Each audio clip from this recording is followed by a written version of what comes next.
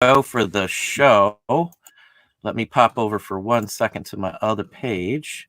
So y'all should be seeing us at this point. I would hope it doesn't look like anything's going wrong. Everything has live feed. So if there's anything going on wrong, somebody can shout it. I see we've got quite a few people in here already. Got some new features they added to StreamYard as well. Give me just one more second here because it won't load my page, so I can't see the feed. Hang on just a second here. Hopefully everybody is good. You know the gentleman sitting next to me here, Dom, Primetime Treasure Hunter, a very special friend of the show and the channel. I think most everybody who's been on my channel for a while is subscribed to Dom. I would say if you haven't subscribed to Dom at this point, there's something wrong with you, and you should probably go over to his channel right now. I have a link to his page right down in my description as well. I'm sure we'll pop a few more on here as we go through the show. So if you need to get to Dom and you look at the feed as well, I think he is in the feed now. If you click the 3 little dots next to his name, it'll give you the option to take you straight to his page as well. And as I said, right below in the description, I put it up there before the show started, so I know it's there, so we should be good to go. If you want to go ahead and shout out for a second there while I get my stuff situated, Dom. Yeah, hey, what's up, everyone? Most of you know me. I see a lot of friendly faces in the house, Carl and Mary and Marjorie and Bill and a lot of people. But for those of you who are new and don't know me, my name is Dominic, and I go by the Primetime Treasure Hunter. My store and my business name is Primetime Treasure. And I basically do a lot of stuff that Don does. We have a lot of similarities. You know, we love to go out and go do treasure hunting. And we have a shared interest in vintage and collectibles and paper goods as well. We love that. So, you know, we always get a kick just kind of sharing stories about this type of stuff together. And, you know, it's always fun to come on Don's show and collaborate and do things together. So, you know, I do a lot of treasure hunts on my channel, a lot of, you know, instructional videos, and recently I've been doing some store reviews for people on there. So there's a whole bunch of stuff. You know, Don and I put out a lot of content. And so, you know, you come over there and you'll see tons of stuff and all sorts of different playlists. So, you know, but this is a fun thing we try to do once a month. You know, we kind of alternate the channels and we have various topics that we do. And so I'm excited to come on Don's this time. Don, I was so pumped up this morning. No lie, not kidding. If you want me to, I will go up and get it and bring it down to prove it to you. I was so pumped up for today. I had a big giant bowl of Basic 4 cereal, which for those in the audience who don't know, that's Don's favorite cereal. I never tried it before. I went out, I bought it. Had a big heaping bowl of it this morning, just especially because you remember the last show, Don, we found out that we were nominated for an Emmy. So this is the first show after that. It's a lot of pressure. I had to pump myself up for it. Well, congrats there. Did you get any of the Twinkie cereal I showed you this morning? I did. I saw that. I cracked up and I immediately sent it to Mrs. Primetime, my wife, and she sent back a puke icon because she thinks those cereals are the most disgusting thing. And I'll send her when I see those kind of things in the cereal aisle. I take a picture of that. I usually put it on Instagram, and then I send it to her and my kids. And my kids are always like, get it, get it, get it. And she's always like, don't you dare bring that in the house. and I always get it anyway. And she just shakes her head when I come home. Yeah, I love the oddball. It's not something I'd probably eat every day, but it's a Twinkies cereal is what it was. And we go grocery shopping at like 6:30, 7 o'clock in the morning. I think I've chatted with Dom from the store a couple of times in the past already. So cereal aisle, usually I'll send you a picture once in a while. So yeah, we actually have a topic today, and me and Dom kind of threw back the topic a little bit yesterday. So we will touch on the topic. I'm going to call out some names too. I know Dom has already called out some of the usuals here. I know we have a few folks that I haven't seen in the chat before, as well as a ton of regulars on here. Obviously, Mary, Hustle and Grind Calgary, the Canadian folks are there with us as well. Regina back again. Connie, how are you doing? Mr. Sanders is right down below. Rich, how are you doing, Rich? Cornelius, how are you doing? Hang on just a second here. My feed on YouTube is down. I can't get it to load at all, so we are going to go with StreamYard today. So we've got Penny. Hey, Penny, how are you doing? You're on most of my shows. Hang on. There goes my feed. Even on here. Hang on one second here. So we've got Summer 422. Yes, I do remember you very well, Summer. I did respond to your comments and questions on Patreon just before the show. Another video for Patreon. Before we get in the topic, let me just shout this out. Will be up tomorrow. It's done.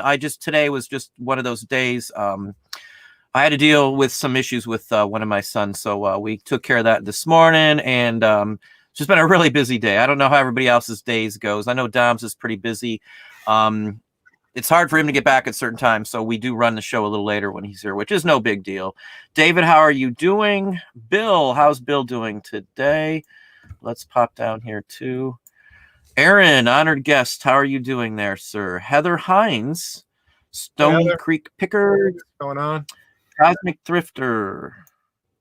Well, we got quite a few. Roger. We've got Matt. Hey, Matt, how are you doing? I responded to yours as well.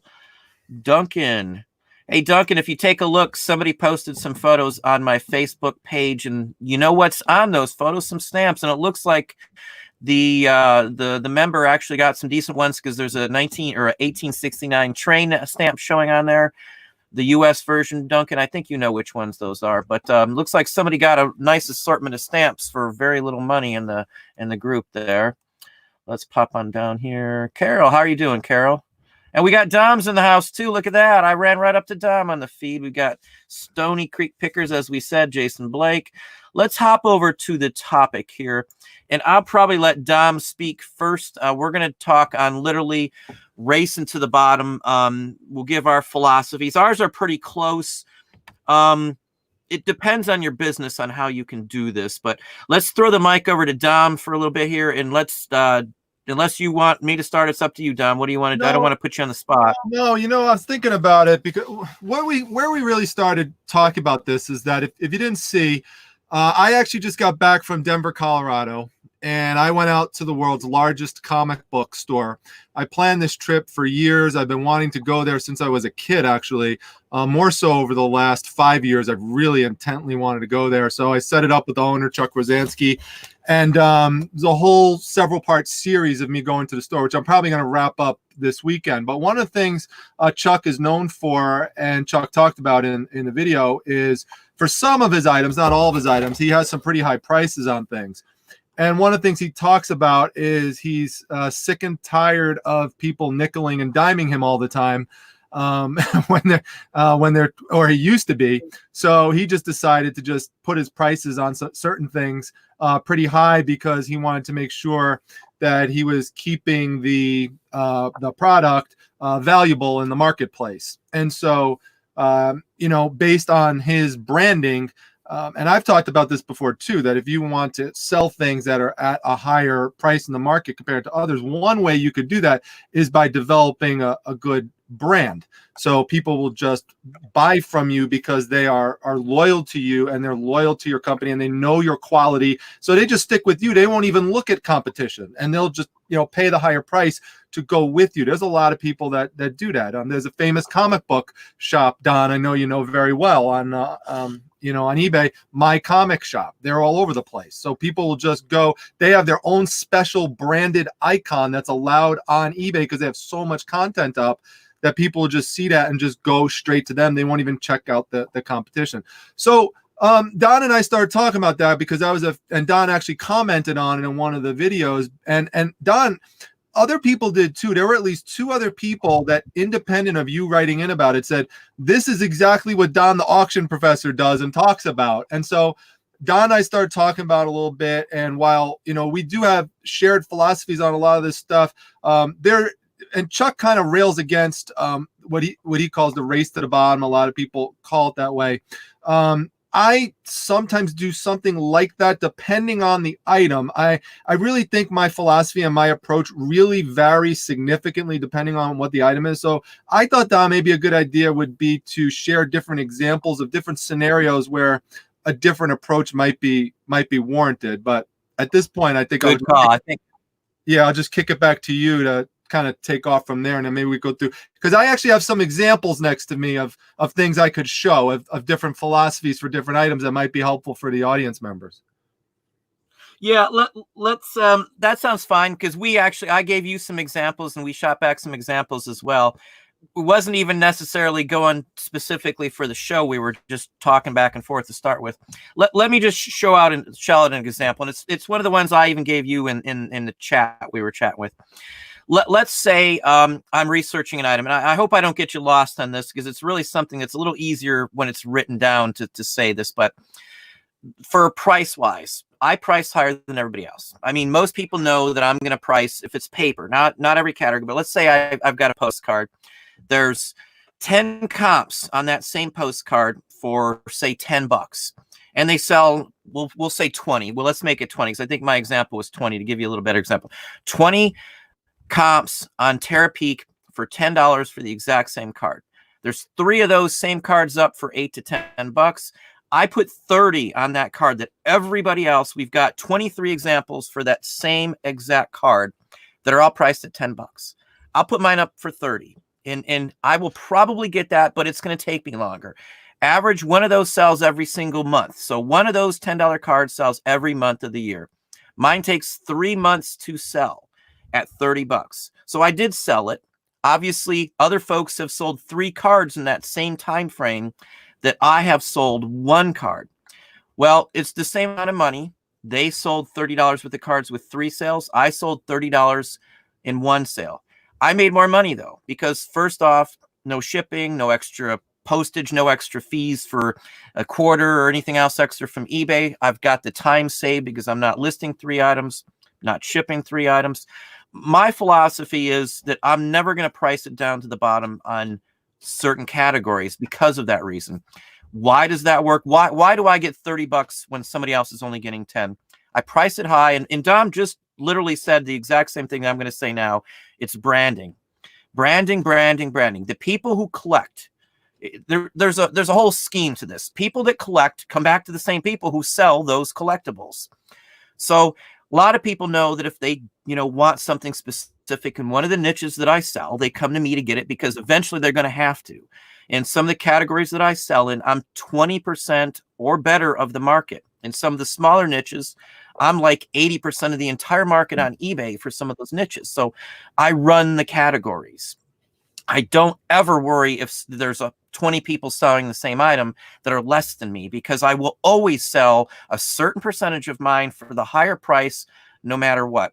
In the example, with me taking 3 months to sell a $30 card, again, I'm doing less work. I put it up, I forget about it. I have no individual shippings. I don't have to do one each month. I do one every 3 months, and I make more money than those who are quickly flipping it to get the money back out. So the philosophy is to have a control in a certain market. You can't just have 2 of the same item or 2 of an item in one category. Let's say Dom wants to be a comic book seller, but he's only putting 3 or 4 comic books up at a time. You can't do the high price when you only got a couple comic books. There's nothing to say, hey, this guy's a comic guy and I'm going to buy stuff from him. So there's more to it than just me pricing high, I should say. People mix that up when I talk about my pricing scheme. I've got a little more into it than most other people do, at least my aspect. Everybody knows if they order from me, who's ordered from me before, what they're going to get, how quickly it's going to ship, how nicely it's going to be wrapped, and that my photo looks exactly like the item, and the keywords and everything else is to the T. So my feedback still with selling the quantity of stuff I sell right now is 100%. No neutrals, no nothing. It's 100%, and that's been for a couple of years now. So you've got to build this reputation if you want to do this.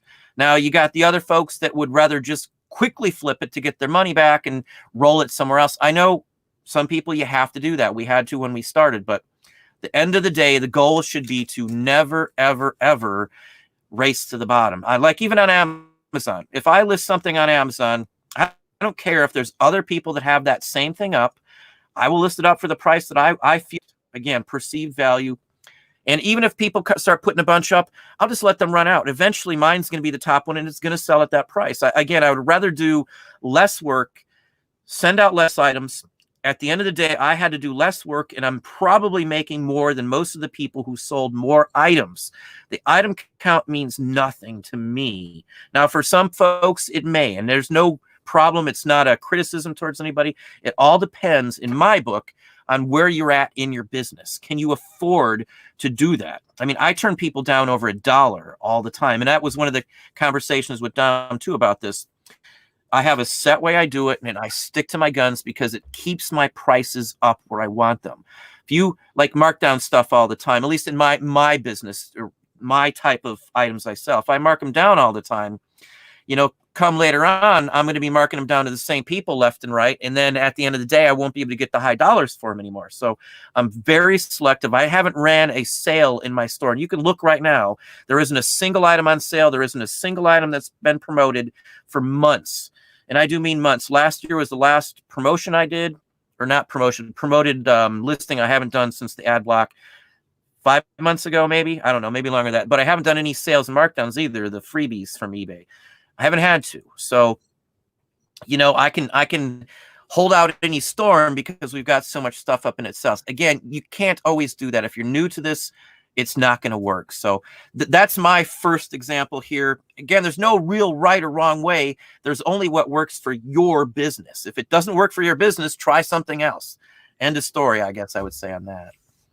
Yeah, and it is gonna, like you said, it's gonna be easier to use that approach if you have a lot of items up. So if you remember from the video, it's crazy. I couldn't believe it.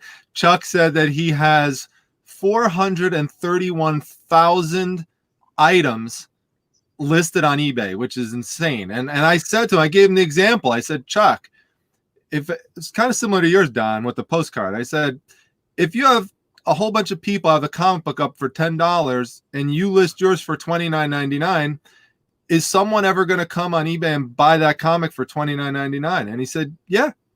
He said, yep, there will. He said, but the only way I could sustain that is purely by having 431,000 items up in my store, that just by playing the numbers, I know I'm going to get some percentage are going to come by. Like we've talked about, not everyone's always going to research price. Not everyone's going to do compare and contrast shopping. So most don't for collectibles. I'm going to tell you that right now. The majority of people never check. They don't have, for what I sell, the price guides are so scant. And even when there are price guides, they don't compare to the internet. So no one knows where to look. So, and they don't go to Terapeak. No one thinks about that. Most of the people, unless you have a store, don't even know Terapeak is there. So yeah, no, that's true. I don't think they're checking Terapeak necessarily. So now, if I think one of the things that's good about our show that we do together, Don, is that from the sense of the amount of inventory that we have on our stores, it's vastly different. So I think that you represent, I mean, you could represent everybody in terms of your philosophies and stuff, but I mean, in terms of just the volume you have in your store, it's a lot. It's a lot more than the average person does have. And so I'm more on the lower end of that, for sure, in terms of hundreds of items compared to thousands or hundreds of thousands of items. And so for me, if I put, even comparing me to Chuck, I don't have anything close to 431,000 items. So if I put up that $30 comic book, that's going to be tougher for me to try to move that in weight if I don't have that much volume up. So that's why, in some ways it depends. But we got a dog in the house. This is Henry. Henry. Yep. What's up, Henry? I don't think I've ever seen Henry before. Yeah, he's all the other dogs down here. Yeah, I've seen the white one before. Yeah, that's Jink. Yeah, go on. That's another thing we have in common, Don. Small dogs. I don't know what's up with that, but I had a beagle when I was a kid, and I like the bigger dogs like that. And then the wife found our neighbor was raising Chihuahuas, and she conned me into getting one, and I didn't like the dog at first, but they've really grown on me. Let's just say that. I'd buy more Chihuahuas next time. Right. Well, let me give a couple of examples of things where I will keep price high or keep price set, and other situations where I'd be more flexible and I'd move things down more on the ladder. So let's take a more kind of extreme version of something I would keep high and not move or adjust the price. So I'll give one example since we talk about comic books, and I specialize in comic books, but I do all things vintage and collectible. So right here, if you can see this, This is a nice old 1950s comic book, Battlefront. I absolutely love this cover. It is just gorgeous. And as you can see, it's graded here by CGC, and it's a 5.0. This is by far the highest graded single example of this comic book in terms of grading in the world. There is no other example of this book being graded higher than even a 2.5.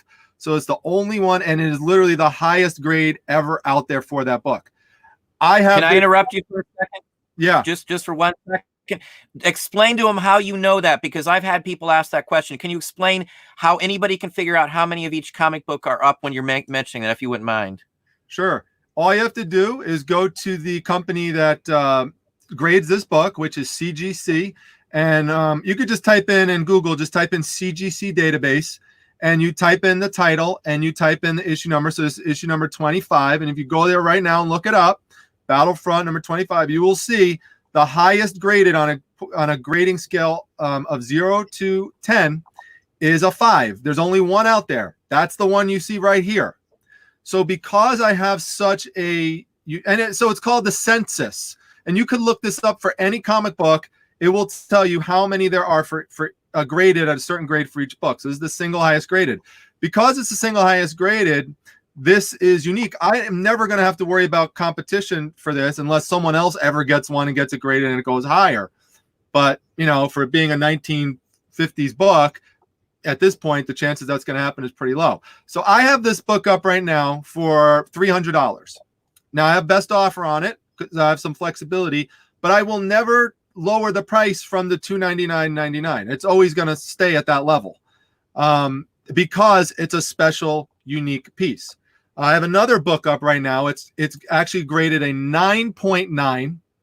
It's a Grimm's Universe #1. There's examples of 9.8s graded, but there's never been one. It's the only one in the world graded a 9.9, which you rarely see. It's also signed by it's signed by someone who's involved in making the book, Anthony Spey, and it's a variant edition. And it's a really cool cover. That one I have for listed for almost $2,000. I have a watcher on it, just put up last week. I will not lower the price on that. Now, again, I have offers set up, and I'm willing to negotiate a little bit, but I am not going to devalue either of these books. Or I'll give one other example. Everyone knows Planet of the Apes, right? Okay.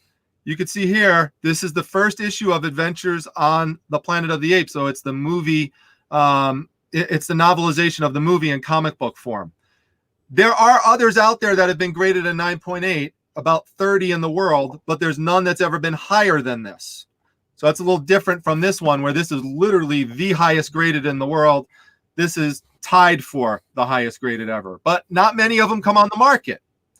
So I have it priced high, and I will keep it high. And so when you have these unique pieces or very special pieces, or really have a lot of value like that, you want to maintain that value. You don't want to just, drive the price on it super low, because someone eventually is going to come and purchase something like that. You might have to sit on it for a while. You might have to sit on it for, as Chuck says, and I've heard Don say it too, you might have to wait a year. You might have to wait more than that. But if you open your item up to international markets and stuff, you only need one person to come by and see that. I mean, literally, Don, I mean, you and I are both a fan of art, and you're also the art professor as well as the auction professor. But like, I love this art. I really don't even want to sell it. That's how much I love it. I love displaying it. And that's the other thing I would suggest, by the way. If you're going to get higher priced items that are going to sit around a while, try to get things that you would like to look at, kind of hanging around. Like, I love just having these things displayed. I love Planet of the Apes. I've watched all the movies and stuff, showing them to my kids. I love it. So I don't mind having that stuff out there. Like, I'm proud to have those things. And if they sell, they sell. If not, I'm fine with them sitting. So you have to also have a financial situation. And Don, you could talk a little bit more about this, where you either have enough product moving or you have another financial avenue coming in that's supporting you. Like for me, I have my full-time job at the hospital, and I have my medical website that I run that brings in money. So I could be comfortable sitting on that. I don't have the pressure that I have to move an item every single day. So that's something that keeps me comfortable keeping certain items high in price. Let me touch on this. Hold that thought and remind me, because I'll probably lose track of what I was going to say. But I want to catch this. There's a comment here. Just a second, as soon as it pops up. Jacqueline, I do believe. Smaller one, if you're not running the market. Now, this is a good question, because I started pricing based on what the leader in the market priced his stuff at. I say this, and I've said it before if you followed. I don't say it as much out on YouTube, but I've said it in Patreon for those in Patreon. I follow a few people, and I follow one of the guys who writes the price guides for items that I sell. He buys from me. I've talked to the guy before. When he does a change, I've changed with him, because he is like the guru of it. You gotta have a pulse on the category you're going to sell. Let's say, J.I. here, you've got a card, and you see the prices are either really low or there's a couple that are high. I personally started off going after the ones that were higher first. Again, you got to have clear pictures. You got to have real good titles. The SEO keywords got to be good on those. The photo, though, is number one in my book for almost anything. You got to display the right part of the item that you're doing to do it. I would not say to price it lower if you don't, dominate a market, or you don't have thousands of them there. Because again, the point of this is that regardless, most people do not look at prices in the comp section. Most people who are buying don't have a store. They probably don't even know what Terapeak is at all. And on top of that, most of them don't even think to go back and look at comp sales. In the collectibles field, most guys who collect comics, and Dom would probably agree, they know what the comics are worth or what they want to pay for them based on maybe not necessarily a price guide, but what range they would pay for a specific comic in a specific condition. So, I mean, as long as you are, showing and displaying the item good, I would still price it higher than the low ballers. Again, and I've said this also, that a lot of people look at comps. A lot of sellers will look at comps. They'll see 3 or 4 that all sold as a bin for one price within just a couple of dollars. So they'll all keep doing that. Everybody piles on. It's like you're playing football and, they're piling on the ball. Everybody piles on in that one spot, but you'll see one person over here doing something else. I mean, that's the one that I think on, because again, most people do not check out comp prices. That is what I learned from 20 years of doing this. And even more so these days, less people seem to look them up than anything else, especially in vintage paper, because in most people's minds, they're not going to see a comp on those in the first place. That is the same reason why everybody has trouble pricing things, and I'm constantly getting questions on it, because you're having the problem to price it. Think what the buyers are thinking. They don't first even know to look at some of these sources to find prices. They're balling them by what they think in their head, what they've paid before, or how much they can afford. Simply, if somebody wants something as a collector, like Dom's saying, he would keep that comic book if that was the case. He wouldn't be upset about it. Most of the items I have, I love looking at the art. So for me, again, I don't really care if I sell something today or next year or 2 years from now. That's the point. But I'm still going to price it with a high-end price listed on it. Again, just for that simple fact that most people do not look stuff up. Again, mostly vintage. Now, if you're talking about a Tommy Bahama shirt or a nice pair of Nike Air Jordans vintage or something, there's a ballpark range that those always sell in, unless it's some phenomenal one in tip-top mint condition 10.0 or something. What are you doing? Sorry, my dog won't leave me alone. On my feet now. Come on. But so it depends on what you're selling. In vintage, though, I can run the rails and not worry about what other people price them at. Again, just because of that reason. And now, for me, I can even do a little step above, again, because I do have a name recognition in the categories. I've been selling so long that most people who collect trade cards, postcards, old photos have at least run across my listings at some point. It's just a given. Just like Dom talking about my comics and stuff like that, you're going to run into the same people if you collect something, because that's what they sell. I'm a specialty paper guy. Inferium is what I sell most of. I've got, 500,000 pieces of paper in my facility, my structure here right this very second. And that's not kind of records and stuff. So it's it's playing the field, I guess, not worrying about what everybody else does on it, because again, it's a pile-on effect. One person sees it's for 10, comp it sold. Second person figures it's worth 10. Third person figures it's worth 10. Fourth person figures it's worth 10 because everybody else sold it for that. I put it up for 30, and you would be surprised. Every day of the week, probably, I sell something for more than everybody else for that exact same reason. So, I mean, that's my take on prices back and forth on that for you, Jay. I hated to kind of steer the question there, but no, it's good. You want to comment on that or anything, Don?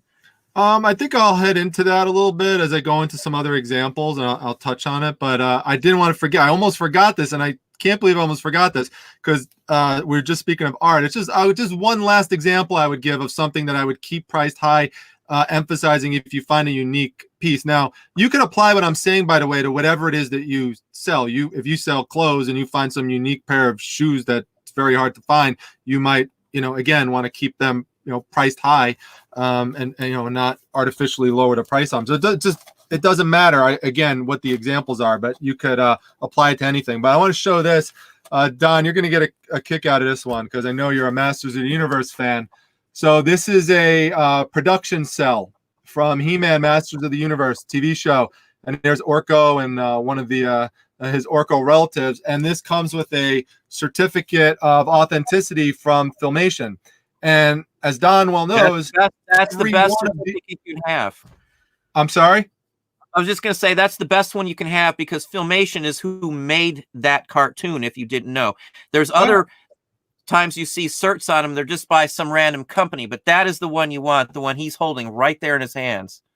Right. So it's got the best COA you could have. It's a unique piece. Every film cell is a unique piece. They needed, a whole bunch of these film cells to go together just to make 1 minute of the animation. So every single one is unique from a certain episode. So, that one I'm going to also have priced for, somewhere around probably like $300, $325. And I'm going to keep it there. And now if He-Man was in it or Skeletor was in it, it would easily sell for that price. Orko's not as popular, so I'm going to have to wait a little bit more for that price. But there are Orko fans out there, believe it or not, from the show. And the other thing I love about it is that it does have the rare Orko family member right there in the background, which you don't often see that character. So I love that. Plus, like I said, as the COA. So again, that's just another example of something I would keep priced high. But let me go to the other extreme, which would be, and this is also an example of not racing to the bottom. But I have advised this before, and this also depends on you and your business. I know Don I think you set the price a little bit lower in terms of the absolute minimum you will sell something for. For me, it's $9.99. Don, I think you said you go a little bit lower, like $7.99 or something. Hang on, we got somebody saying some nasty stuff in the feed. Just a second. Some nasty stuff in the feed, huh? I saw some names being. Uh-oh. I think I got them. All right. Well, anyway, just to go on my example here. So I won't sell anything lower in my store below $9.99. So I'm going to show you $3 here. It's from a role-playing game series. It's called The Rifter. Okay. So each one of these, that's the name of the book, called The Rifter. Okay. And if you look these up, okay, like I personally think they should have a value of at least $9.99. But for each one of these, if you look them up, you will see multiple people have driven the price down on these books to $5, $7, $6. And I'm just not going to do that. I'm not going to follow them that low. So what I decided to do instead is I just take these three, I lot them together, and I just sell them for, one single price, and just get enhanced value out of it that way. Now, what if I only had one and I saw that everyone had driven the price down below $9.99? What I do in that situation is I make a mental note, I keep the book to the side, and I look when I go out to find something similar. Maybe I might not find another Rifter book, but I'll find another role-playing book, or this is made by Advanced Dungeons and Dragons, or for that series. So maybe I'll get another AD&D book and I'll link it with this one, or I'll throw this in as an extra with something else that's similar to it to enhance value. So that's what I would suggest doing in situations like that, rather than, because this is a problem, especially with a lot of people who are new into reselling, is they price the item so low and they don't take into account and realize that once they factor in how much time they took taking the photos and how much time they took, packing it and shipping it, they barely made anything. They maybe made $1, or maybe they made 50 cents or $2, and they can't do it at scale. They're one person. They don't have a big crew that's there to make this really work at scale. And so as a result, they would have been better off, just like I said, lotting it together with something similar to enhance value. So that's what I do in that specific situation. So I have others, but I don't want to monopolize all the time. No, you're doing fine. There's a bunch of people commenting on trending on here. Just got a super chat, by the way, from Heather. Oh, thank you very kindly, Heather. Thank you kindly for that super chat there. Again, this takes a lot of time and a lot of effort for to putting these shows together. Just because the show may be an hour long, we probably, between talking, setting stuff up, have a couple hours in anything we do on here. Thank you very kindly, though, Heather. We do try to give out honest, sincere information, and I think both of us are pretty much straight shooters on here. I don't have people who are fakers, I guess you could say, because there's a lot of those on YouTube in this field even that are not technically resellers, but are just YouTubers. Again, nothing wrong with that, but I feel people should say I'm a YouTuber and not a reseller, or I'm a reseller, not a YouTuber. Now I've got a lot of YouTube videos as well, but I've got employees, so I don't do everything. So let me just touch on the trending, because there's at least 5 people that I saw that commented on trending. If you're selling something in collectibles, I never, ever, ever pay attention to the trending on a collectible ever. I don't even look at that. I don't even care what that says, because 99% of the time it'll say this item is trending between this amount and this amount, and there's no other one for sale anywhere at all. So these are just fictitious numbers in the collectibles. Now, if it's like a Tommy Hilfiger or whatever kind of shirt you're looking up Nike shoes or something, there might be 200 of them on, and eBay can give you a valid trending. But in a postcard, anything paper, the trending means nothing in my book. Nothing. I never even look at that. So some people, maybe they do, but in my book, it means nothing, because I never, ever worry about what that says, nor does it affect how I price things or don't price them, nor does it affect my sales percentage. We sell a certain amount every single day of the week, pretty much, almost day in and day out. It may not be specifically that amount, but the average, I've got a number. I know where we're at. I know if we're up, I know if we're down. Right now, we're fine. Don't worry about it. I know there's people talking about, sales issues right now. I don't have them. I'm not worried. I'm getting out what I put in, and it's just the way it goes. So I wouldn't worry about trending in my book. What are you laughing at, Dom? No, you crack me up. I also don't look at trending at all. I totally ignore it. I don't pay attention to it. I do look at comps. Let me give an example of that. For somewhere where I would try to purposely go below somebody else. Okay, so it would be on, because I do buy a lot of lots, and I know Don does as well. I bought storage unit contents out. Some of you might remember this old set of videos where I got all these role-playing game books. I actually just showed examples of it. Some of them that I found were really valuable, and then others I found were ones that, like this, that I have to bundle. And they were in various conditions. Some of them are in mint condition. Others are pretty beat up. And so let's take an example of this one right here. Actually, these 2 of them. I just put them up today, okay? So this is a series called Ravenloft.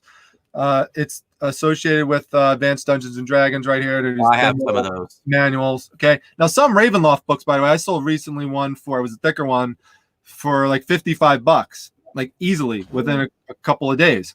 But these actually came out of a box set. Okay. So these are like replacement pieces. And so you're really going to need somebody who, wants to replace it or something. And there's not that many people playing this. So my point is, it's not really high demand. Okay. So there's one other person that has one listed right now, and Person has them for, I believe, like $15.39 for each one of those. Now theirs are in better condition than mine. You can see mine. There's all sorts of like color loss on the back and fading. Inside is nice. There's scratching on the front. Some of it won't pick up too well here, but maybe you could see some of it. So I also try to be fair with the pricing and fair on the market, and and fair with people who are purchasing from me. And so if I know there's this one other out there and it's a low demand item, it'll sell. There's still evidence that item sells, by the way. It's not that there's not evidence that it doesn't sell. It will, but it's just going to take a while for someone to come along. And I've got one other person competing with me, and it's a better condition item, and our feedback level is exactly the same. It's 100%.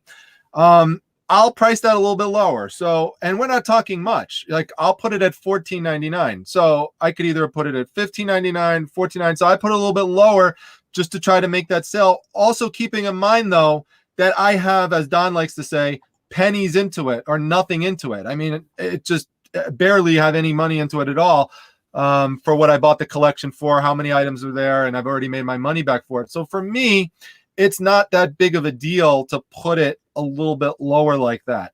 Now, Don might do it differently. Don might price it at $20 and be comfortable with just sitting there, wait for the $15.39 one to sell out, and then someone else might eventually come and get it at $20. I'm not saying that's the wrong thing to do, and I'm not telling you that my way is the right way to do it either. I'm just saying that for me, especially items like this, I just want to move them out and get other items up. And so to me, the difference isn't really that much. And so I'm comfortable just putting it a little bit lower than the other guy. So in this example, I'm doing the thing that Chuck would hate from the video, where he calls the people who are nicklers. But I bring that up only, and the reason I wanted to show other examples is because my approach differs per item. Like, I'll just show you one other one. Okay, this is a more vintage piece. This is from 1988, so this is a Star Wars one. Okay, now you can see here, this one's also pretty beat up. Like, we've got cardboard loss on the side and stuff like that. The back is a little bit beat up too, and it's supposed to come with a map. Well, this one doesn't have the map, and it's supposed to also come with some counters inside that are colored. Doesn't have that, so it's just the manual. Well, there's somebody else right now who has this for $34.99 plus $3.99 shipping with the map. So I look at that, and to be fair and thinking of people who are buying it, I just priced this without the map because it's less valuable without the map and it's in worse condition. I put it at $34.99. Now, my view on it is that the actual value of this without the map and the condition it is realistically more towards $29.99, $24.99. But this is important. I still keep it priced a little bit higher because, again, I have best offer on, and I know people are going to come by and they're going to, probably send an offer for $29.99. Now, if I had set it to what I thought the value was at $29.99, that same person might come by and then offer me $24.99. So I set it for the $34.99, knowing they might come in with the $25 offer. I can meet them halfway or whatever. We can negotiate a little bit back and forth and then get it out at, again, what I think is a true, real, respectful value for the item. So I think there's other variables you have to look into it. You do have to take into consideration condition, and also, is the item complete? There's a lot of variables. And one other thing, Don, is I do compare myself to other people's feedbacks who are my competitors. And if I see that they have the same condition item as mine, or even a better condition item as mine, and their feedback is terrible, all sorts of things. They cancel without telling me. Crazy. They don't send the stuff to me. You have been eliminated, because there's a percentage of buyers, and this is who I'm going towards, that are going to look at that. Yeah, there's some that will ignore it and won't look, but there are a sizable percentage that will, and that's who I'm gearing my market towards. And I just consider them eliminated as competition. That's why feedback's so important, and your reputation is so important, and your brand, like Don says.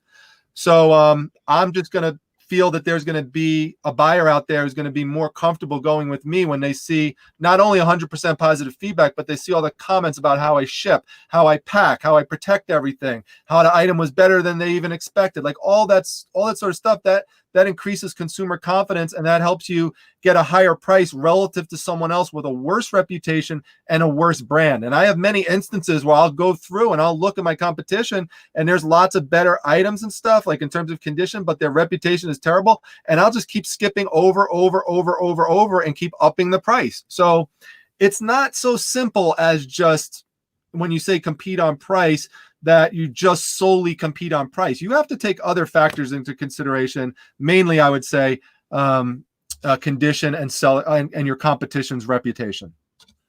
Let me change the subject for just a second here, because the conversation has gotten onto a Confederate flag on here.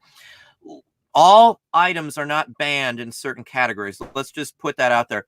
You can sell World War II, and I'm not going to say the organization, World War II German items with the swastika on it. You can sell items pre-World War II with swastika on it. You can 100% sell Confederate coins, stamps, postal covers, and paper money. All that stuff is allowed on most any kind of item, because it crosses over from that to a sheer collectible in those fields.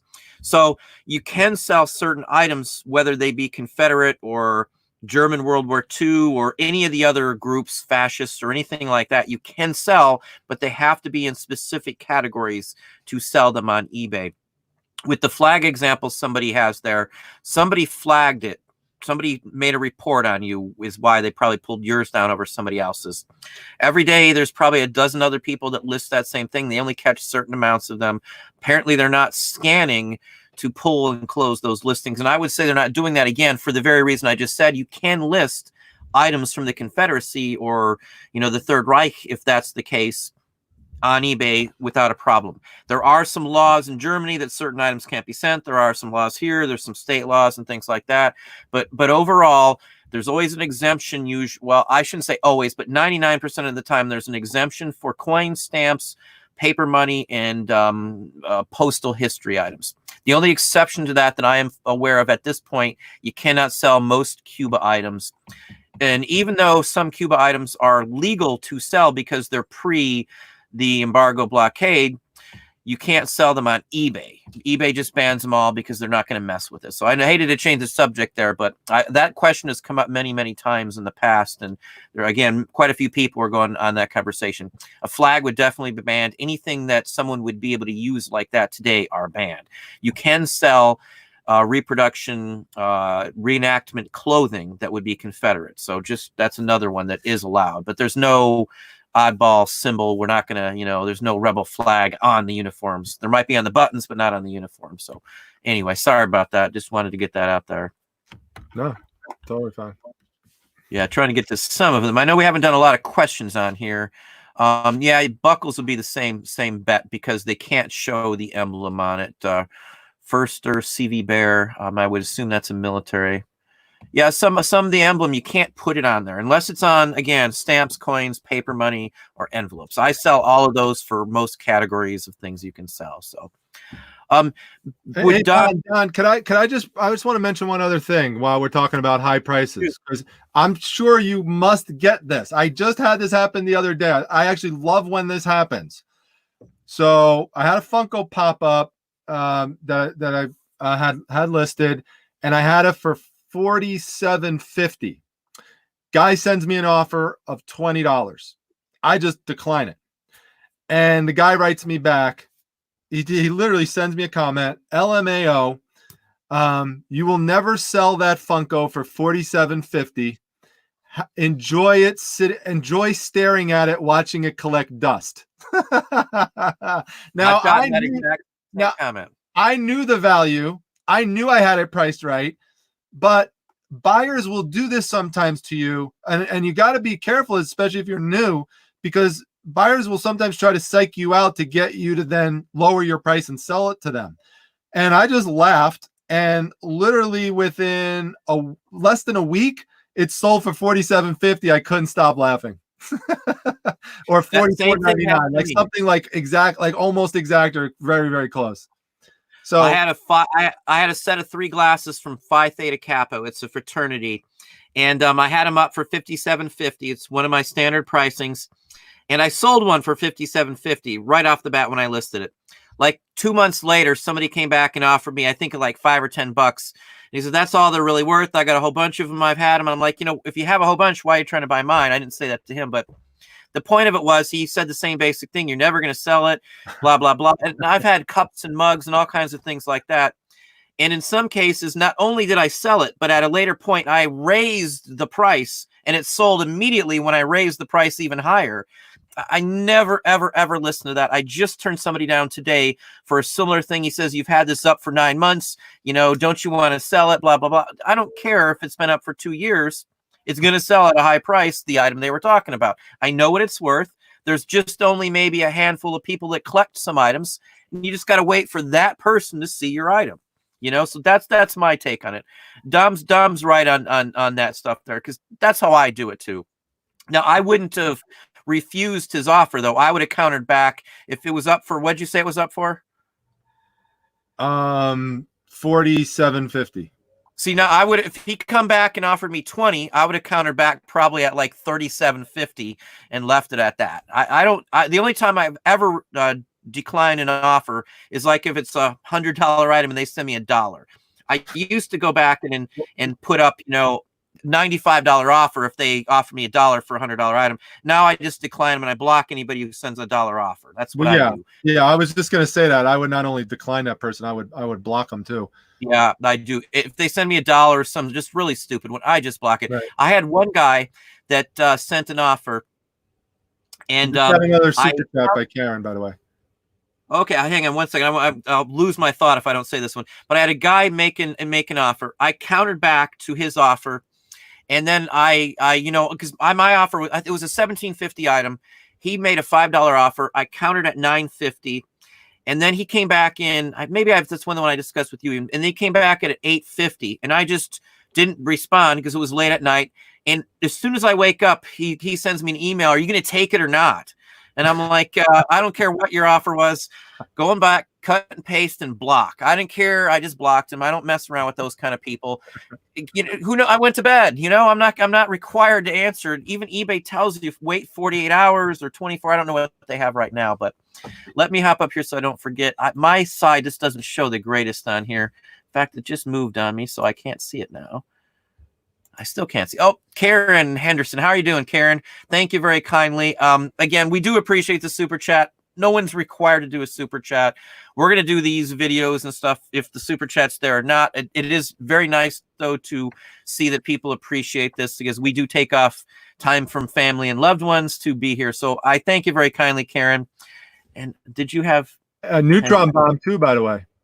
Yeah, mine must be slow because you're seeing it before I do. Yeah. Thank you again. Thank you as well, Neutron Bomb. Thank you for the 19.99 super chat. I appreciate that. Somebody else made a comment on Patreon yesterday, and it's nice to have some good words. In fact, I got to copy Dom on a message I got in Patreon today, because they made sure that I would tell you as well. I'll send it to you personally, though. I'll cut and paste it off there. But for those who want to learn and want to know something, that's what our channel is for. It's not for those who want to come here and they're just going to spend 5 minutes, figure something out, and they're going to make a ton of money. What me and Dom do took us time and interest and want and effort. So too many people, go to a channel and they expect to be able to find how to make money instantly. And nothing that I think me or Dom show you or talk about is a quick gain. But not to call back to my own video, but I just had a video up yesterday on the clothing market. If you sell clothing, and not because it's my video, I'm not trying to put it like that at all. I don't want you to think of it that way, but there's some articles in that video I just put up. Those articles are what's going on in the reseller community for clothing. I'm telling you, the clothing is going to get much worse than it is right this second. I've been saying this for years. That's why we got out of clothing. You darn well better solidify your support for your business. You better diversify. You better darn well be doing something, because whether we like it or not, corporate America is coming for the clothing resellers. 13% of the market of all of fashion, of all of clothing, is secondhand and rentals. 13. And that's up from like 7% over just a year or two ago. That's a huge increase. So we talk about stuff that's going to take you time to know. So, again, you can love clothing or not, there's nothing wrong with selling clothing, but I'm telling you without a doubt from that thing I saw, and it's not a panic mode. I'm not saying panic. You got time. It's not going to be overnight or anything, but those signs are not good because the department stores are hurting. The big businesses have clothing just setting in warehouses after warehouses that they can't move. So selling what we sell, I'm not worried about that at all. Dom's not worried about that. I know he's going to be selling comic books in 2 years from now. The price goes up, the price goes down, but there's always a value in those.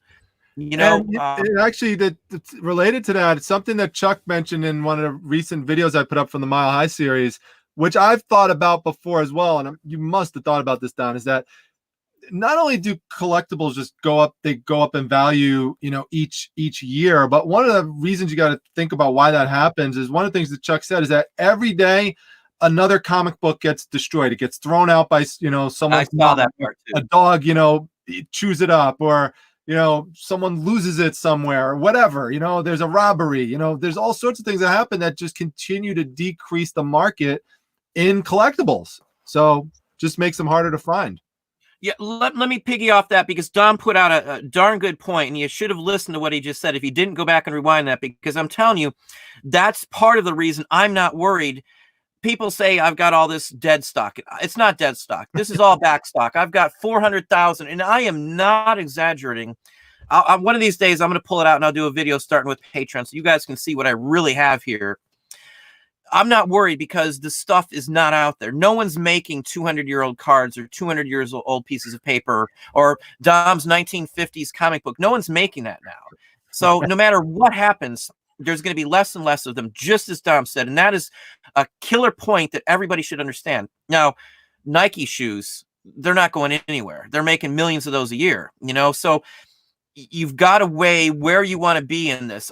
A lot of people are giving up right now, and I'm not trying to insinuate, you know, anybody or clothing or anything like that, but they're mostly clothing people that thought it was going to be easier than it was. I know we're trying to sidetrack in here, but this all has to do with that race to the bottom, you know. So these people are giving up. It's not as easy as they thought it would be, and that's where they lose it.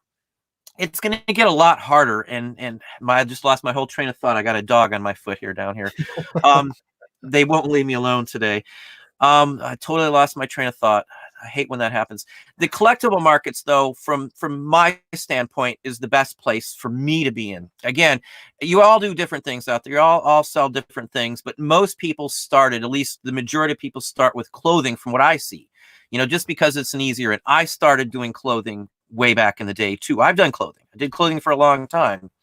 So you gotta diversify. You gotta be paying attention to the market itself. You know, I can see where my market's going. I don't mind if I have all these items up because the price isn't going to go anywhere. You know, it's still going to be there for the most part. I can't imagine no one collecting postcards. I can't imagine no one collecting trading or ad prints or anything like that. I just can't imagine it. People have been doing that for 100+ years. It hasn't changed. People collected postal items, you know, in 1810, 1820, coverless letters and all that stuff. So it's not going anywhere. Comic books have been around since, I would say, what, the Platinum Age with like the Yellow Kids or something. They've been around for a very long time. Yeah. You know, even it's you know, a cult. You probably know some of the earlier cult stuff. There's a track record. There's not a real track record on clothing values unless you're talking vintage or specifically like somebody famous. So you got to weigh what you're doing. You got to look into this a lot. Again, back to that video, you got to pay attention to what's going on. Knowledge is honestly power. And I know that from the 70s, the Schoolhouse Rock, you know, and I remember some of those, every word of it. I know the preamble to We the People. I know every word of that from watching the Schoolhouse Rock, and knowledge is honestly power in my book. You know, you have to know stuff to be successful and to up your game and you know, not give up, I guess. I know I'm rambling on here. Let's hop it over to Dom there before I go off the rails too far. No, I love hearing you go ramble off little tangents. They're awesome. They're fun. I'm just another audience member, Don, when you start doing that. That's all. I'm just on the I don't mean to. My ADD takes over and I kind of go off on my little thing. That's all right. I guess one other thing I would talk about, and I've mentioned this before on your show, so some people probably know this story, but it goes, I don't have them handy right here, but I've shown them before, the salt and pepper shaker set that I purchased, where in that situation, they were almost every one of them was a unique set of salt and pepper shakers. And I purchased them for $90. There were 100 of them. And so my goal was to turn that into a minimum of $2,000 gross.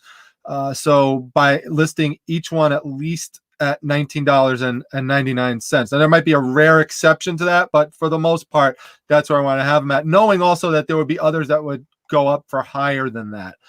And in the salt and pepper shaker market, there are a lot of people who really don't want to pay more than like $10, $15 for them. So, but for ones that I feel are, again, there's not another one out there like it, I am willing to sit on it and wait. And if you go and you look at my store, all my salt and pepper shakers are $19.99 with no best offer on them.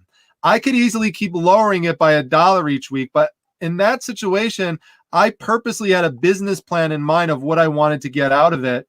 And so, for example, I had a pair of dolphins from Water Slide World, which is an old theme park in New York, and they shut down a couple of years ago, relatively recently. But I knew that even in that situation, that there were going to be people who started to get nostalgic for the place. And while the whole world wasn't going to be, or even the whole country wasn't going to be typing and searching Water Slide World, I knew some people would. And I knew that there were not going to be a lot of items up from the place. And someone was going to come across my salt and pepper shakers.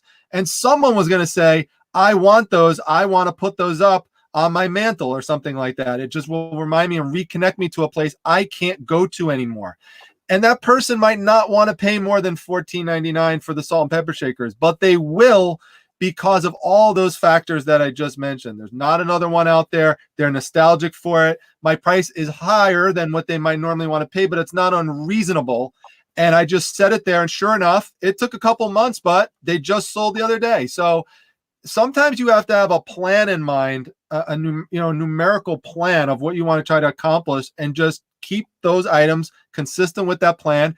Like Don says, list it, forget about it, then move on to your other items. So I've tried to present here a whole bunch of different models of pricing based on different types of items that I've purchased. So I have a bit of a different approach I use depending on what the item is. Yeah, that's a good point too. You were talking about the animation cells. Here's something that can happen to you. I bought some animation cells a little while ago, and it was a great deal. I paid very little for them. I'll tell you what it's from in a second here after I tell you this part. All right. And I sold a bunch when I started off, got our money back. I invested some of that, and we bought some Powerpuff Girl animation cells, some backgrounds and stuff. And then something happened really bad in the news with one of the people that was involved in the animated cell that I got. Yeah. And now I'm stuck with hundreds of dollars of the Cosby Show or oh my God.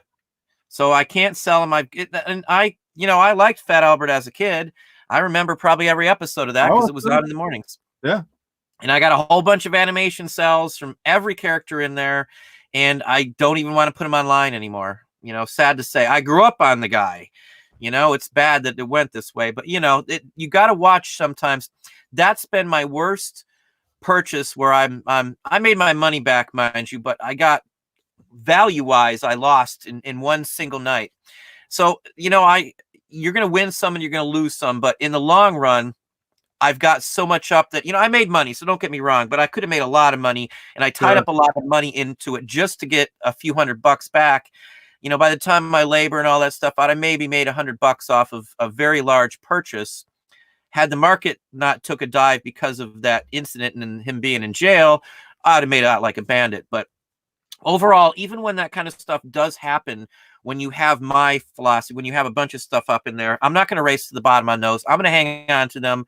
At some point, the value will be still there for somewhat, and I will still be able to sell them, I would imagine. It might take a long time, but again, I'm not going to dump them off in the market. I've had offers to buy them all and just be done with it. I'm not going to do that. you play the field and you decide on what works best for you. Hang on for 1 second here, because Charles has a question here, and if it didn't go too far off, I'm trying to pay attention. But what about, let me just put it up. I'm not as handy as Dom on all these kind of stuff. Dom blows me away on all the social media stuff here. But what about the person selling 2,000 different items, all different categories and types, from seeds to car parts to Avon bottles? There's nothing wrong. Again, you were talking probably about pricing, I would imagine you're still talking about.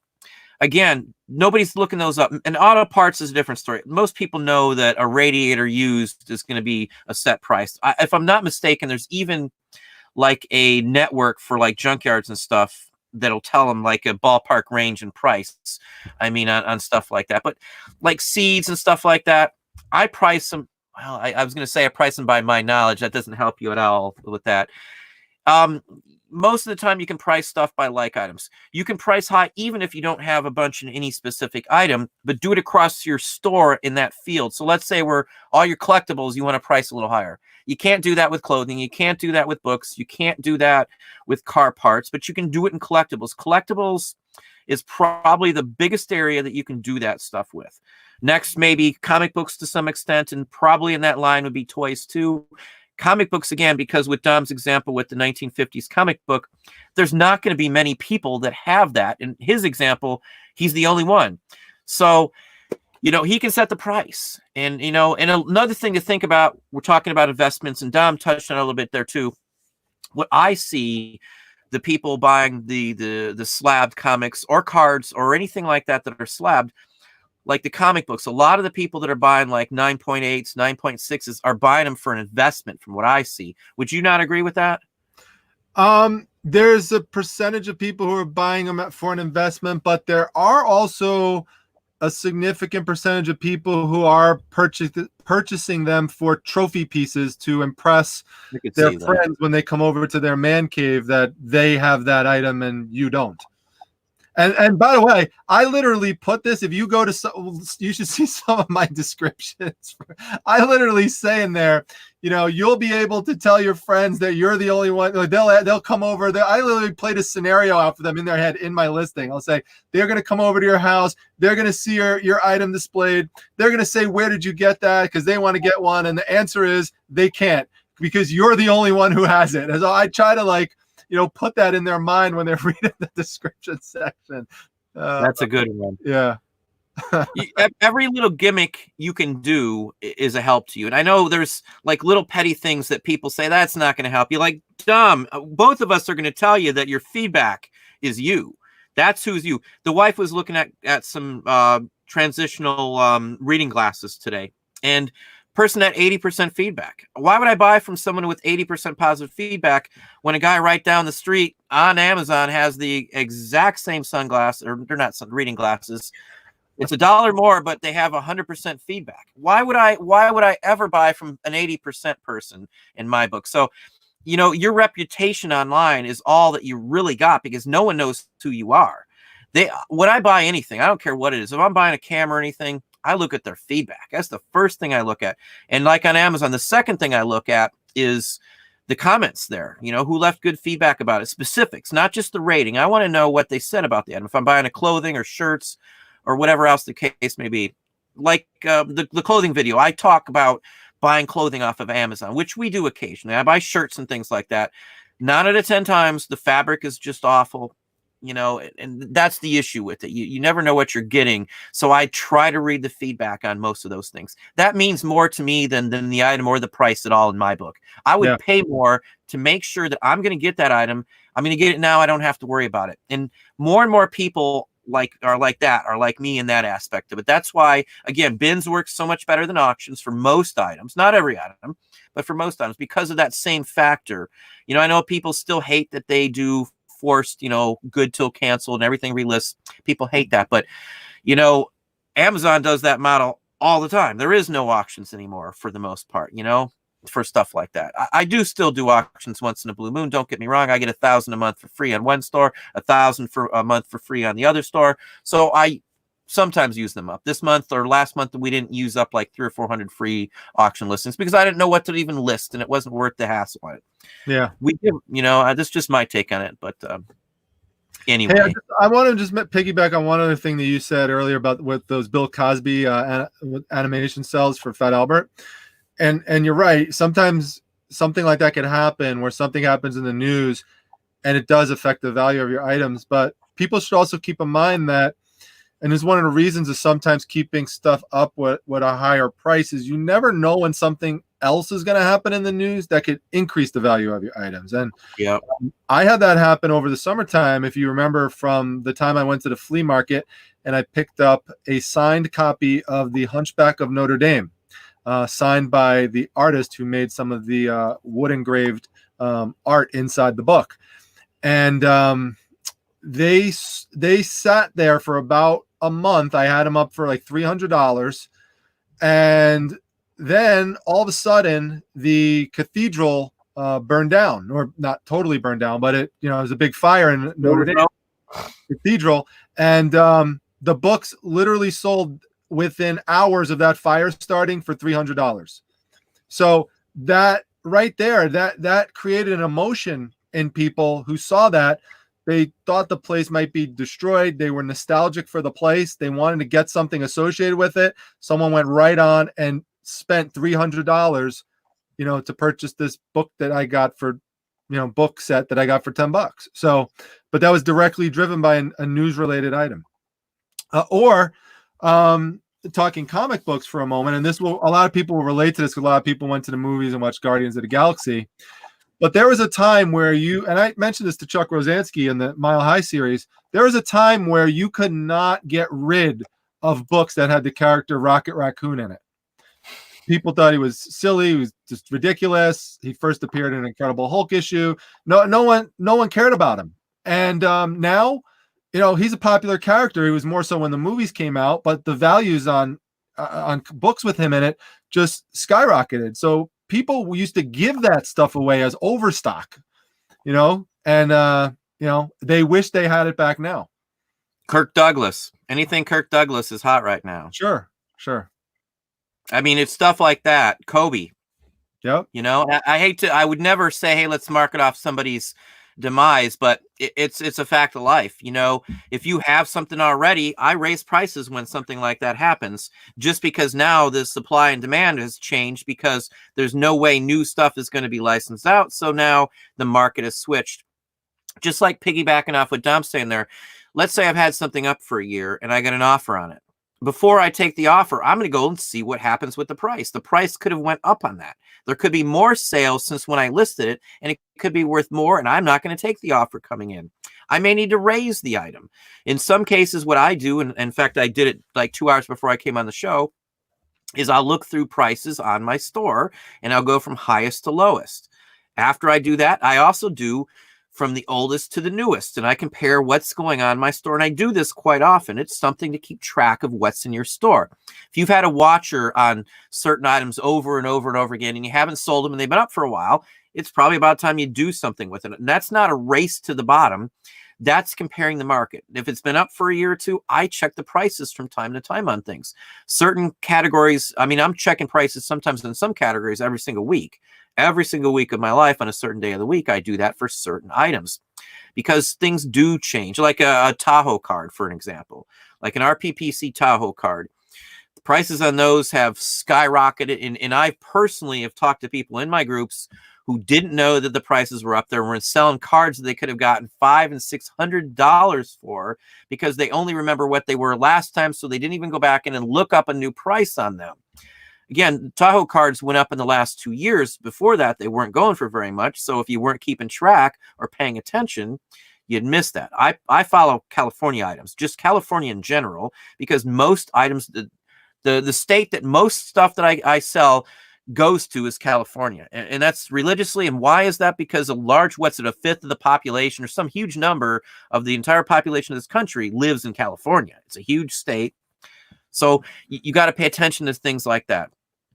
Probably almost every day I sell something because of a last name or a city on it. And those are, again, back to the same thing. So you got to price things correctly. You got to pay attention to the prices, and you got to reprice them as time goes by. You cannot just sit there with the first initial pricing and expect that to stick with it when you do the long tail haul here, because it's not going to work. You're going to end up too high 2 years from now or too low 2 years from now at some point. Again, volume is how I work mine. So if I've got 70, 80,000 items up, I don't have to sell a lot because the fees aren't as much as you would think. Everybody, the fees, the fees, the fees. I get 20,000 free listings with 2 anchor stores. Obviously, I pay for the store itself, but you get boxes, and it's not as much as you think. Anything over that is only 5 cents a listing. Again, that may sound like a lot of money to some of you, but that's only once a month I am paying that. In one day, I can make enough to pay all of my fees, depending on how the day goes.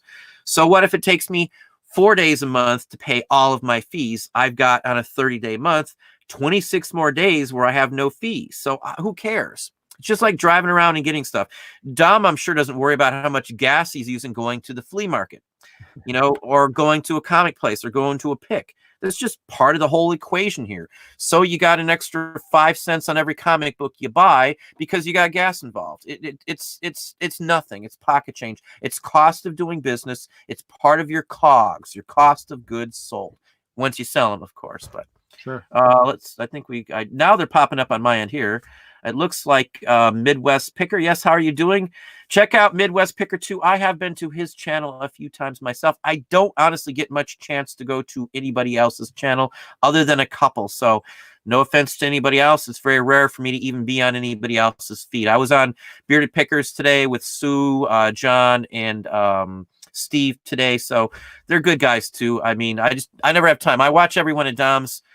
And to shoot this out there, if you haven't seen Dom's comic videos, I watched every one of them. In fact, one of them I watched twice because I was distracted, which I don't.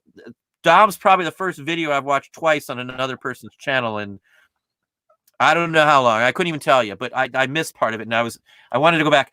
Just like Dom, when I was a child, I used to order from Mile High Comics. You could get a Xerox copy of a list of comic books sent to your house. You sent them. I don't remember how much it was I think I taped coins onto a piece of paper to send away for the catalog back then. But when he said Mile High, I instantly knew what he was talking about. I grew up on that place. I'd save all my change and paper money or shoveling money, and every dime of that went to Chuck's place. So, that was kind of interesting to actually see it. I was in Denver before. I just didn't even think back then to go see him out, but I probably would have went. When I lived in Florida, we used to go to NCS 1701, which is a comic / collectibles in Orlando. And there was another one. Intergalactic was in Orlando too, for anybody in Florida. Used to be, I think, off I Drive area somewhere out there. I don't remember. And then I used to go to another comic store religiously where I met Liz and the Cry for Dawn guys, called Atomic Pharaoh, which was on Highway 50 in Winter Garden, Florida. And I lived in that place. We used to go to lunch with those guys, and I love comic books. So those videos, if you like comic books at all, watch. There you go, right there. It's exactly what I'm talking about. And I used to circle which ones I wanted out of the backs of these. And then I'd write up a list and the whole works. You could send away and get, it's a catalog from them too, which was a Xerox, if I remember right, like 20 or 30 pages of paper that they ran off on a Xerox machine back in the 70s and the 80s. I have fond memories of that. Very fond memories. Absolutely. Yeah, Mile High. That's a good series if you want to hear from somebody who's been in the business for a very long time. And he thinks like I do. I love what I sell. And Dom, he does too. Look at his room there. He's got all the comic book related stuff on there. You're not even seeing what's underneath me. Like right underneath me right now, there's literally thousands of comic books like right underneath me right here. It's crazy. So yeah, but that's not a problem. Even if you weren't selling, you'd probably still have thousands of comic books. Would that not be correct? Oh yeah. No. If I got rid of every single one of these here, I'd be fine. But the funny thing is, if you haven't seen the video, you got to see it. Even if you don't like comic books or you're not interested in comic books, it's about much more than that. It's about business. It's about reselling. It's about life lessons. There's a lot in there. But you will just be amazed at just the size and the scope of the store. I'm walking through there, and I told my wife when I came back, I said, I think I have a lot of comics, like compared to like the average person, which I do. But then I said, I have nothing. I have nothing compared to what is in there. We're talking 500,000 comic books per aisle, like, and just one side of the aisle. It's mind-boggling to see it on the video, and in person it's even more crazy. So I'm surprised you came home, honestly. I thought your wife was going to be mad because you weren't coming home. yeah, she said, she's like, oh, I know where you're going to be all day, and I don't know if I'm going to ever see you again. So it was tough. I was adding up all the time in your videos, interviews with him, trying to figure out how much time you spent there. And I figured you probably trimmed off video as well too. So you were there for a long time. And that was just the first day. I went back a second day for the whole day. I didn't even film a thing. I just wanted to enjoy the place myself. So I didn't even get any film that day. But for those who are wondering, the end of the series is coming up. Probably post it this weekend, and that's where I'm going to go into Chuck's office, and you're going to see one. Don, you will be even you will be blown away by what is in his office. So you got to see it. It's the world's. I'm just going to tell you, it's the world's largest collection of something, and something you will like. So you got to stay tuned for that. And it ends off on a very powerful message. So anyway, well, I like Skywalker Ranch. I've seen every video on YouTube probably that shows Skywalker Ranch too. Okay. If you don't know what Skywalker Ranch is, it's like the Mile High Comics of Star Wars. They've got this guy has like every piece of Star Wars collectibles you could imagine. So, I grew up on Star Wars. So the thing about this, though, it's going to surprise a lot of people what's in there, because you're going to think it's comic book related or pop culture related. That's what most people are going to think. And it literally couldn't be any farther from that. But again, I don't want to say any more, but you will be blown away when you see what's in in his office. Well, now you got me curious. Which is not just, by the way, like, oh, this is like a regular office. We're talking a 5,000 square foot office space. It's insane. Now I could probably fill that up. I don't know if I'd want to, but I could probably fill that up pretty quickly. It's crazy. It's just crazy. Anyway, you got to see it to believe it. So go check it out if you didn't check it out. Yeah, I've watched every one of those, as I said, and one of them twice. Chuck seems like a really nice, down-to-earth guy, and those are the type of guys I like and I get along with very well. So obviously Dom does too. Yep. We're straightforward, I would say. I don't beat around the bush with anything. And you see Dom's the same way. And that's the key, to success, is to, not dwell on stupid things, get to the point, be straight, honest, and do what's right. And everything seems to go in our way because of that. I got a video coming out, and I've had, in fact, I had another one today. Almost every day this week, I've had somebody send me a new scam that's been going around too. So to change the subject just for a minute there's a ton of email scams going on right this very second. I don't care if you sell on Etsy, Amazon, eBay, or you have a Google analytical account or anything. I've gotten scam emails on every one of those this week alone. So there's some big thing going around right now. One of my patrons sent me a copy. As soon as I get permission, I'm going to share some emails in a video coming up too. But for whatever reason, there is a bunch of these going around. I get them constantly now for the last couple of weeks. So again, this is just a safety call out. If you're not paying attention, don't ever, ever, ever, ever, ever click on anything that shows up at your house. In fact, this past week, I got 2 that said my Apple, I don't know what the Apple account's called for the Apple ID or whatever your Apple thing is, saying it's been on hold and I need to go here and click. I don't even have an Apple account. So I know it was fake instantly. And then the next day I got one saying that my Prime was suspended and I needed to reinstate by clicking here.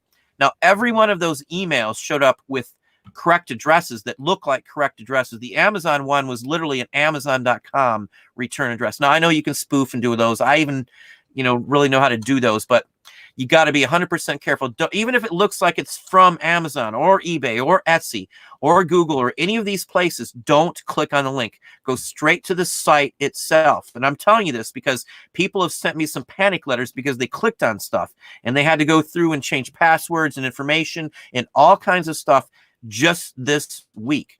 So I don't want to change the subject too bad, but be careful. Don't ever click on anything that shows up in an email. For all those who send me stuff in my emails, I don't open up any of them.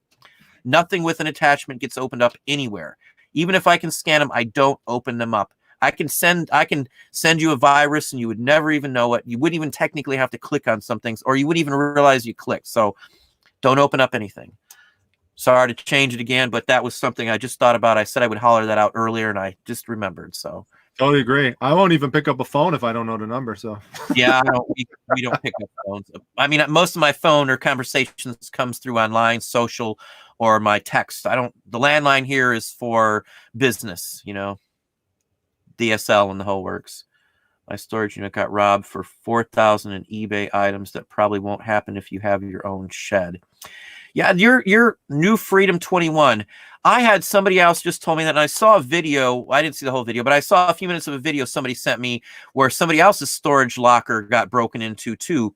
And it sounded to me after the conversation that the people knew he was a reseller because he went there every single day to pull items out of his storage. And that gave him away. Somebody broke in and stole a lot of stuff from them. So that's 2 here. So again, there's a lot of scams going on right this very second, which is sad to say. Anyway, I just noticed that. That's kind of odd that came up at the same time talking about scams. But anyway, you want to shoot one back on there and something else there, Dom, or touch on those? no, I don't know how long you got today. We're heading to the hour and a half mark here. Yeah. And I probably should be wrapping up soon because I gotta go to work tomorrow morning. Yeah, I got you there too. Yeah. Completely understand. I'll just do a few call outs here. Looks like we've got over 200 people online. If you haven't hit the like button, please hit the like button. Again, I'd like to thank everybody for the super chats. And Karen, Neutron Bomb, Midwest Picker, and I know I am missing Heather is the other one. So again, thank you all. I do appreciate it, honestly. I remember you guys. I'm very good on some names. If I don't remember everybody's name, I do apologize. But once I've seen folks on here for a while, I do. Oh, one other thing. Dave, I ran into Dave. I'm not going to give out any last names at a pick the other day. Hi, Dave. Good to meet you. I'm going to be in Detroit for eBay Opened or eBay Upfront or what's it called? eBay Upfront on, hang on. I got it written down right here. March 12th. It's in Detroit. It is the second eBay Upfront. They are sold out, but I'm going to be in Detroit for a few hours before it. So if anybody's local and wants to meet up at the hotel or something, let me know. I do have some folks that are going to be meeting up there. I'm going to film a little bit there with some folks again. That is March 12th in Detroit. I will be in Ann Arbor on that morning of the 12th for a pick. So I will be in the Michigan area for most of that day. The event runs till 10:30. So if anybody wants to meet up, it's going to have to be before the event because I need to be home by around midnight. I get up at 5 in the morning, and 5 hours is about the bottom line for Friday on me because my Saturday is going to be busy. And to Jim and Julie, I am going to see you two on Saturday for sure. I will text or email you tomorrow. There is a flea market. I'm going to be meeting up with some subscribers. I do have a get together coming out as well, and I will give some dates on it. I have a location and the whole works. So I will have a get together here in the Toledo, Ohio area for anybody who would like to meet up, and we can talk about eBay locally and talk for a little bit. I do appreciate everybody coming on tonight. It was a very nice full house here. Broke 200 for quite some time during the show. I always enjoy having Dom on the show. You guys know I don't have very many people on the show at all. Dom is always welcome on here. I trust Dom. Dom's a nice guy. We get along very well. So I do honestly appreciate that, him coming on. So show him some love. If you haven't went to Dom's channel and subscribed, I really, honestly, sincerely think you should. I watch Dom's videos, and if that says anything for you, that should. And in fact, I don't want to miss because it looks like maybe is that Farm Girl? Yeah, it's Noelle Griffith. Hey, Noelle, how are you doing? I saw your icon there. I didn't realize that you were on tonight. I'm bad on looking at chat while I'm talking. I kind of get wrapped up in the conversation. I'm not a chatter and a talker at the same time. But thank you very kindly for the $20 super chat, Noelle. Check her out as well, too. Again, she's got some nice stuff. I follow her on Instagram as well, too. So anyway, there's a lot of good people out there. Again, knowledge is power. Watching people like Farm Girl, you can learn something. Everybody offers something. I get emails from people all the time for all kinds of stuff, just like all the scams that have been going around. I wouldn't have known about all those had people not emailed me. So a lot of those came into my Patreon. I don't get a chance to check most of the email to my straight account, but we do have employees that go through, and if there's some urgent thing, we do take care of it. But I'm going to shoot it over to Dom to give his final thoughts and final words, and we will go from there.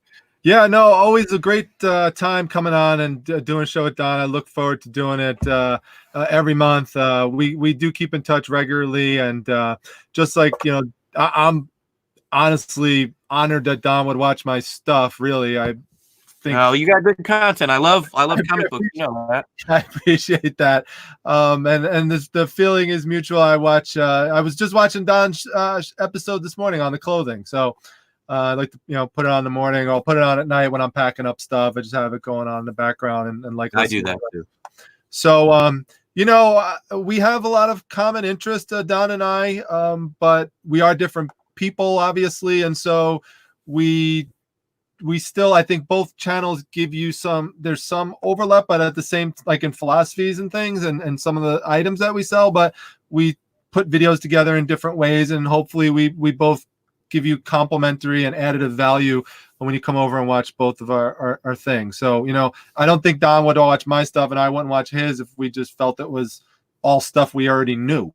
Like we're get something new out of it. And I feel I get that. So when I go over there. So again, thanks for everyone coming by. I mean, over 200 people in the chat is an amazing testament to Don's support. And Don, man, you have some. Well, you're here too. They're not here just for me, Don. Yeah, but you have some loyal fans, man. I mean, you have just built up an incredible, loyal audience, and I think it just speaks to the type of content that you're putting out there. And by the way, people should remember this, that Don's not only putting out content on YouTube, he's putting out Patreon content as well. So whatever you think you're seeing, if you're not a member of his Patreon, like he's putting out double of what like the average person does. And like, I'm just trying to keep up with just a regular YouTube. I don't even have a Patreon, and the stuff he's putting out on YouTube is just, it's incredible stuff. And you could just tell, if you go in, you just see tons and tons and tons and tons of likes, like instantly, like people just love it.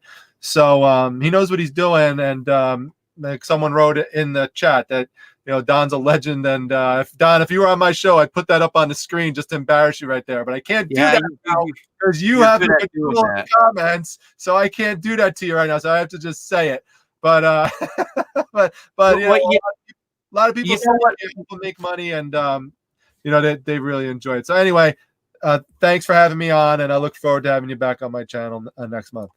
Same here. I'm always happy to have Dom on. He's always welcome. I don't care what's going on. If he wants to come on sometime, as long as our schedules meet, that's usually about the biggest problem, is having schedules and stuff meet. But yeah, we're gonna let it go. Dom does have some stuff going on. I honestly and sincerely appreciate when he comes on. I do have fun. We build off of each other and bop back and forth. It's just like a friendly conversation. I think the biggest thing me and Dom have is we are sincere, honest, and actually try to help. I don't have as much time to answer individuals, but we do offer the information. So I hope you enjoyed the show. Glad to have you on, and I hope you have a great day, and hope your sales are going up. So we'll sign it off from there. Have a good evening.